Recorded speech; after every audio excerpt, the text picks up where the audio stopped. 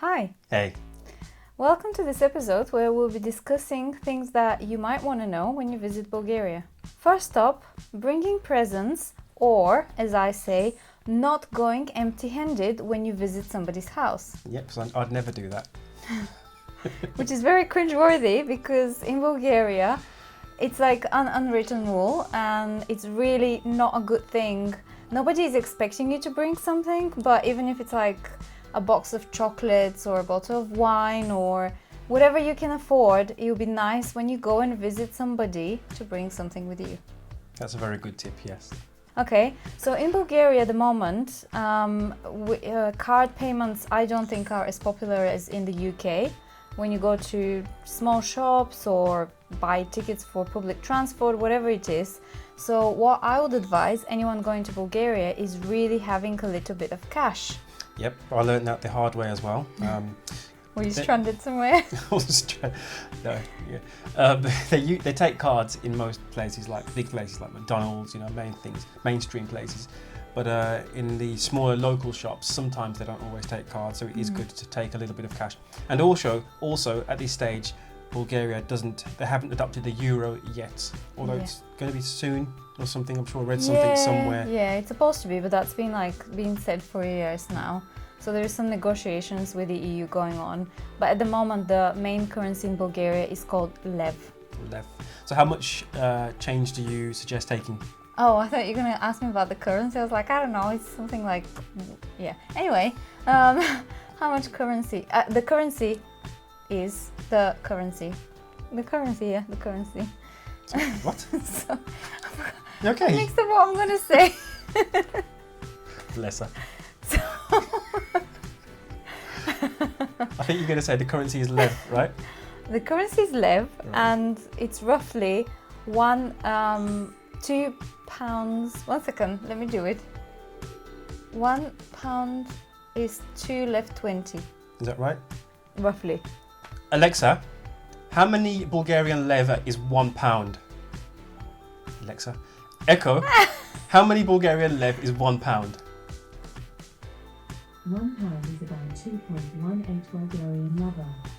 That was very close. You're very close. You were asking me how much roughly you would take. Yeah, like how much lev should you take, to go shopping maybe? I suppose you can't really answer that, can you? No, but I would say like public transport, for example, it would be 1 lev one way. Right.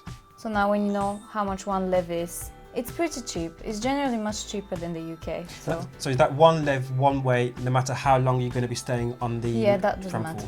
for? Right. Okay, that's good. Okay, next point. When you go to the shop, and keep in mind that most of the time, especially in smaller neighborhoods, and I'm talking here about Sofia more, in most neighborhoods the shops would be much smaller, like local shops here, and you wouldn't always have supermarkets. The shopkeepers or the vendors that would serve you are quite blunt and kind of stern. So there isn't that kind of UK politeness, How are you today? Yeah. Oh, it's so good to see you. Yeah, even if they've never seen you, but you kind of get used to that. And I remember the first times I went back home, I was like, why is everyone so rude in the shop? But then I just had to remind myself that this has never made me an impression whilst I lived in Bulgaria. Right.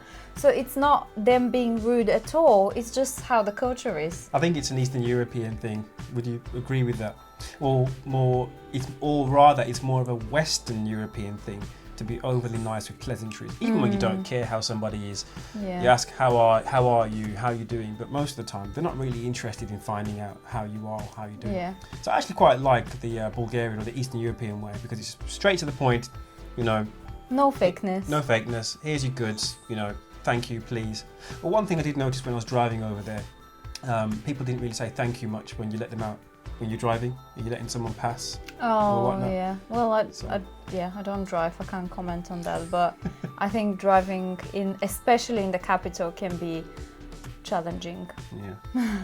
Okay, next thing. So in Bulgaria, and I'm sure that in many countries, you have to be very careful what taxi you take. So all of them are yellow, So you'll be able to recognize it easily, but you have to look at their tariff, which is written on the stickers on the windows of the car. Sometimes there is like fake taxis of the main firm, which is OK Taxi, and there is fake, what do you call them, like? So just to clarify, when you said OK Taxi, OK is the name of the taxi firm. Yeah. Like, because it sounds like you're saying OK, it's taxi. Oh, okay. No. OK, yeah. I was confused by this as well when I first learnt about it. So the name of the taxi firm is OK. So Yeah. that's one way to find out, or one way to distinguish a real taxi from a fake one. Although, do you get fake ones that are called OK as well? Well, that's what I mean. Like sometimes the fake ones would call themselves something like OK Taxi, and maybe taxi is going to be written TAKSI. I don't know, something like this. It would be a very small change, or maybe there would be an exclamation mark after the OK. Really? Yeah, something very small that nobody who doesn't live there wouldn't know the difference. So make sure just that you look on the tariff, and when you get into the car, obviously the taxi drivers can be very friendly and start talking to you and distracting you, but you can also see the meter, because it's happened even to me that lives there from the airport, and you can see the meter, like you've barely gone 5 minutes into the car and you're already like into 50 lev. That's like impossible, just impossible. Like if it continuously goes up very quickly, I guess in any country you have to think to yourself, what's wrong with this taxi, or is the meter broken? Drop me off here, bye-bye. So I don't know if you can answer this then. So off the top of your head, how much roughly should it cost from the airport to the centre? You don't know? My mom probably would correct me on that, but I would say something in the range of about 25 lev maybe. So what? I'll research this, and then I'll try and put it on the screen for when we publish this then. Thank you. I'm sure I'm somewhere in the range. And for the last point, I'm going to say this one because I learnt the hard way about this one, is Bulgarians have name days. So just as we have birthdays here, Bulgarians have name days. And It's not instead of it. Okay, I didn't say instead of it, did I? You said just as we also have birthdays. Imagine that. Okay. Just like we have birthdays, they also have birthdays, and they have name days. That's it. What's a name day again? Is it the saint, from a saint or something? Yeah, so because we are Orthodox Catholic. Orthodox Catholic? What's even that? Sorry. So because we are Orthodox Christians, Right. there is a lot of saints in in the Christian religion, in the Orthodox faith.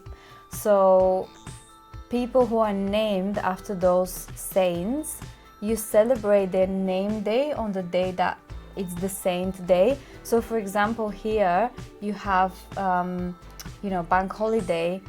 There's different types of holidays there, and depends how big the saint is. Sometimes that can be a holiday for the whole country. But anyway, so a name day is a big thing because obviously not everyone has that kind of name. Mm-hmm. So you are celebrating, and the tradition is that you can't, like in a birthday, you can't invite people to your house. If anyone knows that it's your name day, they technically are all invited. So you can end up with 0 people or 50 people in the house. It's fun. It's fun to plan. And also, this is a good way if you're just dating a Bulgarian lady and you want to impress her. Find out her name day, and then on her name day, give her a birthday card. Or you can get birthday cards, scribble that birthday, and write name day card on there. For a good few years, I kept forgetting her name day. I'll be honest, I didn't think it was anything big. I was like, it's just a name day. But I soon learned the hard way that name days are something big and they should be remembered. And now we celebrate your name day as well, right? Well, you didn't even know when my name day was. It doesn't matter, we celebrate it now, and I know. Do we? Yeah. You're right. She forgot my name day. Her family wrote to me all the way from Bulgaria to say happy name day. My own wife didn't even know when my name day was. How bad is that? I'm a bad wife.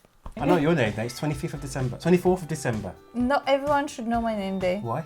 I don't know, because yeah. On the 24th of December, I want everybody to write down happy name day, Jen. Send all your love and good thoughts. Okay. Yeah, it's a good celebration, and also not only to to a Bulgarian girlfriend, but a friend. You know, you can impress them and write a nice message like Happy Name Day, and the wishings usually go in the lines of I hope that your name brings you only good news. You know, like when you hear your name, you're only hearing nice things about yourself, you know, promotion, I don't know, you're a good friend, you're a good wife, things that I'm not going to hear this year. Anyway, so yeah. Are there any more points that you guys can think about, or you Bulgarians out there, when you're visiting Bulgaria, what things would be good for you to remember? Let us know in the comments below.